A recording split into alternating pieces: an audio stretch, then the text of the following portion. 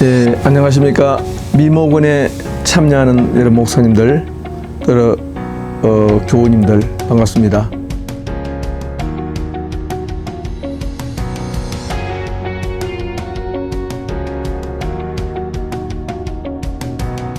반갑습니다. 제가 지금 소개하고자 하는 책은 레오 톨스토이가 쓴 전쟁과 평화입니다. 이 전쟁과 평화는 1805년부터 1812년까지 나폴레옹 전쟁을 배경으로 쓰여진 책입니다. 근데 저는 목사님들이 문학책을 끊임없이 읽어야 된다고 생각합니다. 왜냐하면 이 문학 독서의 핵심은 문학이거든요. 그런데 제가 문학 중에서 19세기 사회소설을 저는 목사님들이 읽어야 된다고 생각합니다. 여러분, 19세기 사회소설이란 말이 뭔 말인지 아세요? 19세기에 나온 사회를 다루는 소설입니다. 이 말이 무슨 말이에요? 사회를 다루었다.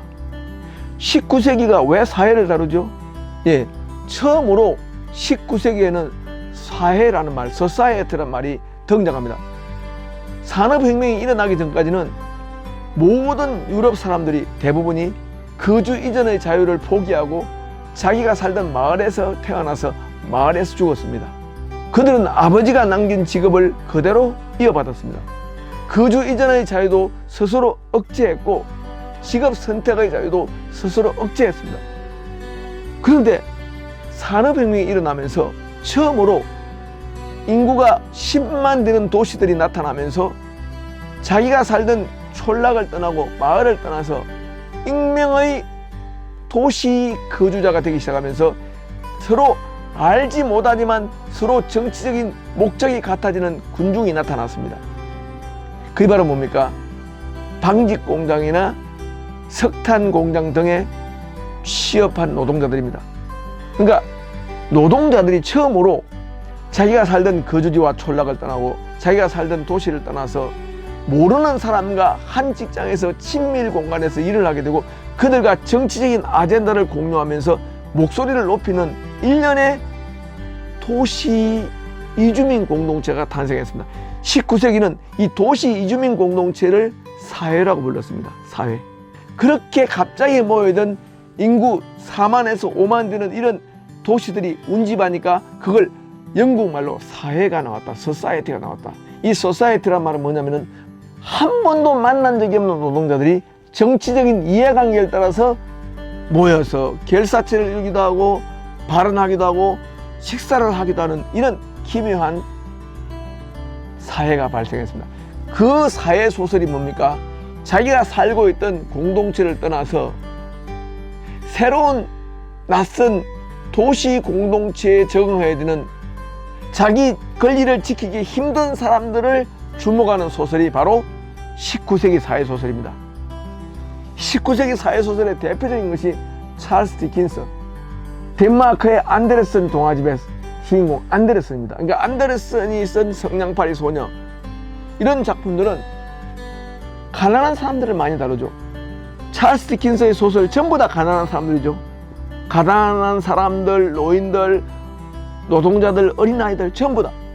그러니까 찰스 디킨스가 이렇게 사회 소설을 써서 이렇게 무방비 상태로 노출된 연약한 군상들을 걸기 전까지는 영국은 연극을 보는 귀족들의 여흥과 오락밖에 없었습니다. 그런데 19세기 사회 소설은 사회를 집중적으로 그렸습니다. 1861년에 빅토르 위고가 쓴 레미제라블, 대표적인 사회 소설입니다. 이게 찰스 디킨스가 쓴 두 도시 이야기, 위대한 유산, 하드 타임스, 전부 다 사회 소설입니다. 전부 다 자기를 지킬 수 있는 인권 토대가 없는 사람들이 도시에 와서 가난을 경험하고 학대를 경험하고 소외를 경험하는 사람들입니다. 근데 19세기 사회 소설가들은 이런 사회에 널브러져서 노출되는 사람들을 자세히 주목하여 그들의 궁백한 처지를 문학적으로 묘사해냈습니다. 그런데 이런 19세기 사회소설의 최고봉이 뭐냐? 전쟁과 평화입니다. 이 전쟁과 평화는 책이 두꺼운 책 두 권이면 한번 보세요. 얼마나 두꺼운지. 이게 두껍죠. 이 두꺼운 전쟁과 평화가요, 지루한 전쟁 묘사가 굉장히 많습니다. 근데 그 지루한 전쟁은 러시아에게 뭘 깨우냐면은 평화에 대한 갈망을 깨우고 사랑에 대한 갈망을 깨우고 전쟁이 삶의 기회를 앗아갈수록 더 사랑에 더 행복에 애착을 갖는 인간들의 이야기를 다룹니다. 이 전쟁과 평화는 한마디로 역사를 움직이는 것은 영웅, 나폴레옹 같은 영웅이 아니고 나폴레옹 같은 영웅들을 한 줌의 허무한 연기처럼 만드는 거대한 불가사의한 힘이 있는데 그 불가사의한 힘은 신이라고 불릴 수도 있는데 사실은 거대한 민중, 러시아 민중적인 삶의 기반, 이거는 전쟁이 파괴할 수 없다. 이런 메시지를 이것이 담고 있습니다. 여러분, 이 소설 읽을 때 제가 지금 가진 이 버전은 민음사 버전입니다. 이 민음사 버전인데 이 민음사 버전은 제일 뒤편에 보면 에필로그가 있거든요. 그 에필로그를, 톨스토이가 쓴 에필로그를 읽고 나서 전쟁을, 이 평화를 읽으세요. 그래야 좀 덜 지루합니다. 근데 이 작품 안에는 줄을 칠 수밖에 없는 너무나 아름다운 문장이 많습니다. 그러니까 이 소설 속에는 신학적으로 엄청난 말이 오고 가지는 않습니다. 근데 이 책에는 그리스도가 만든 비천함 속에서 끝내 인류를 위해서 희생을 했던 이 그리스도적 희생이 나폴레옹의 그런 얼치기 정복주의적인 야망도 가짜게 만들어버립니다. 그래서 결국 이 소설의 주인공 중에서는 그리스도적 희생을 모방하는 사람이 가장 위대한 주인공이 됩니다. 그래서 그리스도에 의해서 주어진 선악의 척도, 그리스도는 비천함 속에서 위대함을 만들고 비천케 됨으로써 위대해지려고 하는데 오히려 유럽을 정복하려고 하는 그리스도의 기상과 정반대로 타자를 정복시켜서 타자를 발 아래 꿇게 만들려고 했던 이런 허무한 나폴레옹적 열정, 이런 정복주의자의 열정은 연기처럼 사라지는 한 줌의 흙으로 떨어지고 마는 가짜는 것이라는 겁니다. 그러니까 전쟁과 평화는 복잡한 스토리, 550명 이상의 주인공을 통해서 작고 아주 보잘것없는 사람 사이에 존재하는 진실, 그 전쟁에 동원되고 전쟁의 포탄을 맞으면서 묵묵히 죽어가면서도 끝내 생에 대한 애착을 포기하던 러시아의 민중들, 그리고 끝내 나폴레옹과 맞짱을 뜨는 애국심의 기초단위들, 이들이 누리는 평화는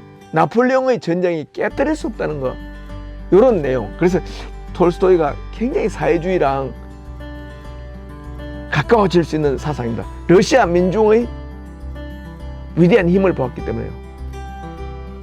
저는 이 톨스토이의 전쟁과 평화를 읽으면서 왜 볼셰비키 혁명이 러시아 농민들한테 호소력이 있었는가, 저는 그런 생각입니다.